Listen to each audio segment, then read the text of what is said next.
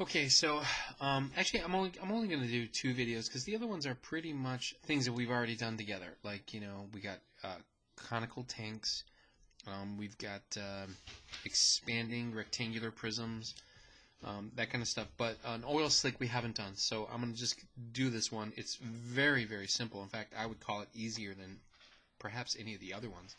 But it shouldn't be a surprise. All right, so we have a radius of a circular oil slick that's expanding at a rate of 3 meters per minute. And how fast is the area of the oil slick changing when the diameter is 48 meters?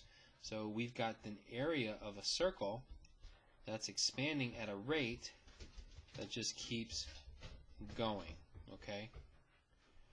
All right, just keeps expanding. So how fast is the, well, maybe we have done an oil slick problem, but I don't want to risk it. I'll just tell you, we'll just do it. What we know is that the area is actually pi r squared.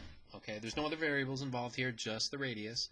So if we are given a few things, which we are, we're given that the radius is actually expanding at a rate of 3 meters per minute, which is a relatively easy thing to measure. It's expanding at 3 meters per minute, so we're going to go 3 meters per minute, and we've got dr dt, because that's the rate at which the radius is actually expanding. So how fast is the area of the oil slick changing? And that's what we're trying to find out. So we want to find the area, we want to find how fast the area is changing, but we want to evaluate it when the diameter is 48 meters. But of course, diameter is not part of our equation, okay? So for area, we need to, oh, I hate my hair so much, it doesn't matter, but 48 meters, we're going to take half of the diameter, which it's going to be 24. So the radius is actually 24 meters at that moment that the radius is changing 3 meters per minute. So let's go ahead and take that derivative the way we know how to do, and that is 2 pi r. All right, all done, right? No. Got dr dt. Don't forget, this is implicit differentiation. So we're going to go ahead and plug in what we know. We know that's 3.